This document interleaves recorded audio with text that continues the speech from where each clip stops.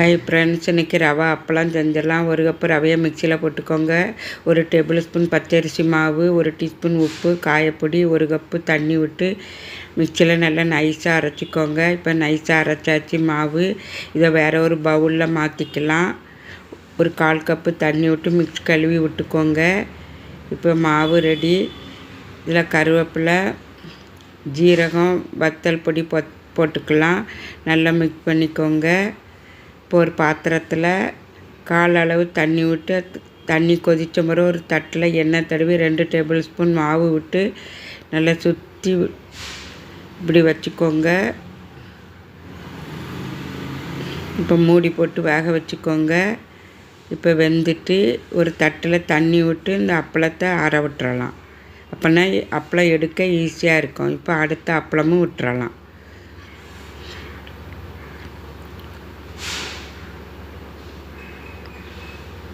இப்போ அப்பளத்தை எடுத்துடலாம். ஒரு கத்தி வச்சு சுற்றி எடுத்துக்கோங்க.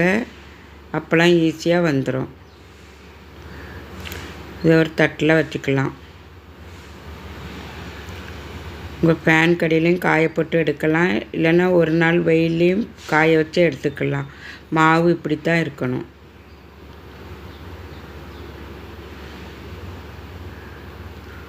இப்போ கத்தியை வச்சு இப்படி சுற்றி எடுத்துக்கோங்க. ஈஸியாக வந்துடும். தின்னாக இருக்க மாதிரி பார்த்துக்கோங்க. இப்படி தான் இருக்கணும்.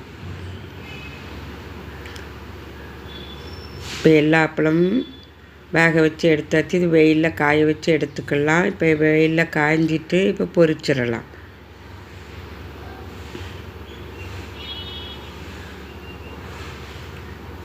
இப்போ பொரிச்சாச்சு. அடுத்த அப்பளமும் போட்டு எடுத்துடலாம்.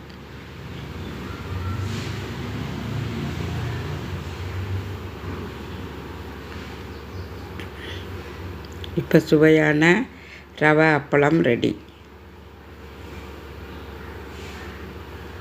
ஒரு நாள் வெயில் இருந்தால் போதும், ஈஸியாக காஞ்சிரும்.